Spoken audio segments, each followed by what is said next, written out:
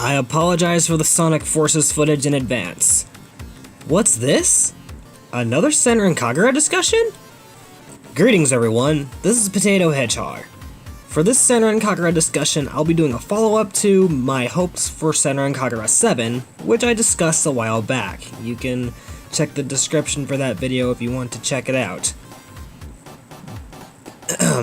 More specifically, I will be talking more about my first idea for a potential Senran Kagura 7, Senran Kagura Shinobi Evolution. As previously discussed, despite everyone's valiant efforts to seal Shin, the ancient Yoma, away, he invades the Earth, bringing hundreds, if not thousands, of Yoma with him. Your custom Shinobi and whatever team you join up with will be taking the fight to Shin and his many Yoma. But what if I told you that Shin had 4 deadly commanders? I may have posted this on Twitter, but there are some characters that I created specifically for this project. Please allow me to introduce the Sisters of Fate and Time. These 4 lovely ladies are in fact Yoma in disguise, and as such, serve Shin in his attempts to destroy the world.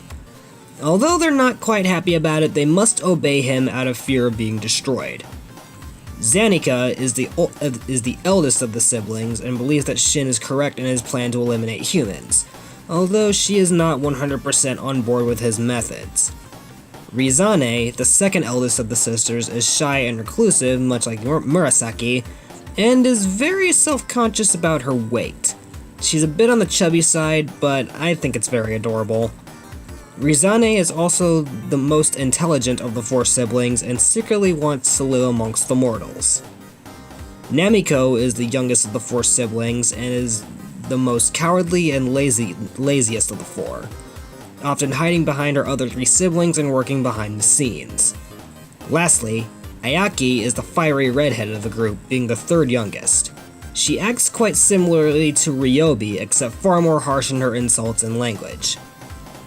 Alongside Shin, they will be the main antagonists of the entire game, and as such you will fight them multiple times. Unlike Sonic Forces, where the 4 villains advertised were nothing but virtual clones, and 2 of them aren't even in the fucking game. But if you complete certain requirements in the game, you can recruit them over to your side against Shin. Some will be harder to recruit than others, so be careful. Their names should be obvious as well. Zanika and her siblings quite literally oversee all of time, and can accurately predict someone's fate, usually with 100% accuracy. They consider it blasphemy to go against time or destiny, and are not above delivering swift judgment upon those who disobey. Homura's demise in the beginning of the game has a significant impact on the Sisters of Time and Fate. With Asuka and the Crimson Squad wanting to rescue Homura's soul from the Yoma's nest, basically Senran Kagura's equivalent of hell, I think, Zanika and her sisters find it unjust to defy fate. Meaning Homura was well indeed supposed to die in battle in this particular timeline, and the sisters are trying to make sure that it stays that way. As such, Zanika and her siblings will be a constant obstacle throughout the game. They will create temporal anomalies to try and hinder you, fight your team one-on-one, or even warp time and space itself to prevent your progress. They could even be a bigger threat than Shin himself. With that being said, you will not be able to face Zanika and her sisters from the start of the game, like in The Legend of Zelda Breath of the Wild. I'm not gonna lie, Zanika and her sisters will fuck your shit up if you try to face them without being properly prepared. As I mentioned before, depending on which shinobi school that you side with, there will be a multitude of side quests that you can do to level up your team, and in turn your custom shinobi. Like the Elder Scrolls V Skyrim, there is literally no rush.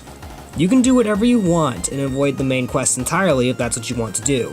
Or, like I would do, avoid the main quest until you level up your character to be strong enough to take on the main quest. That way you'll have a fighting chance. Speaking of fighting chances, I mentioned in part 1 of this discussion that your custom shinobi can have custom fighting styles.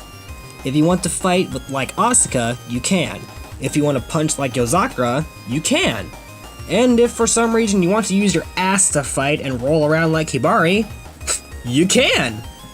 Not every fighting style will be available right off the bat. Some fighting styles you will have to find in the world itself. Just because you are bound to one shinobi school, that doesn't mean that you can't be friends with another. In this time of war, you'll need all the friends you can get. However, not all mentors will just give you their fighting style for free. Certain requirements will have to be met for you to learn certain fighting styles. For example, if you want to learn to kick like Katsuragi, let her grope your shinobi, let her feel those boobies, those fine, fine boobies. If you want to punch as hard as Daidoji, you must defeat her in a one-on-one match and take her to her own limits. Daidoji will only let you fight her if your custom shinobi is level 100 or above, so there's that to think about. And it's Daidoji, she will not let you take her down as easily as you think. And lastly, Suzune, or Rin. Like a true student of Hebjo, you must stare death in the face and laugh if you want to learn how to fight like Suzune. In simple terms, you would have to fight Suzune at her full power with barely any of your health left. With certain perks, this can be bypassed, but it would still be a very difficult fight.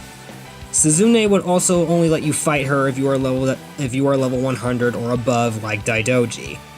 And let me reiterate, in this fight, you would only have 1% of your health left, and if Suzune hits you once, you will not learn how to fight like her until the next time you fight her. So there's that. It's basically like a don't get hit challenge in Sonic and the Secret Rings.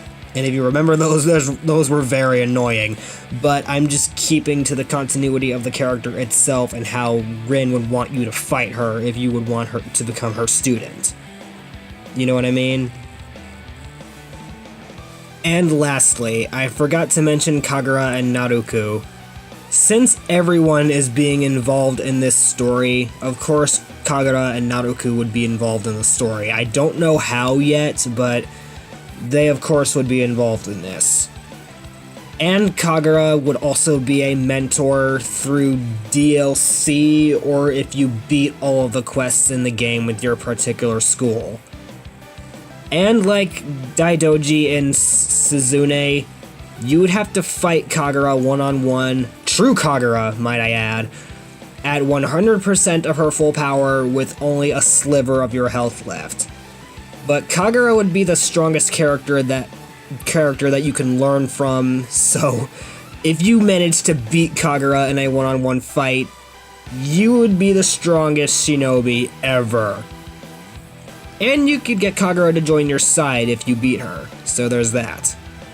Anyway, I think I've rambled on long enough about this, so if you guys want to hear more about my idea for Senran Kagura Shinobi Evolution, or my potential idea for a Senran Kagura 7, just let me know in the comments and let me know what you think.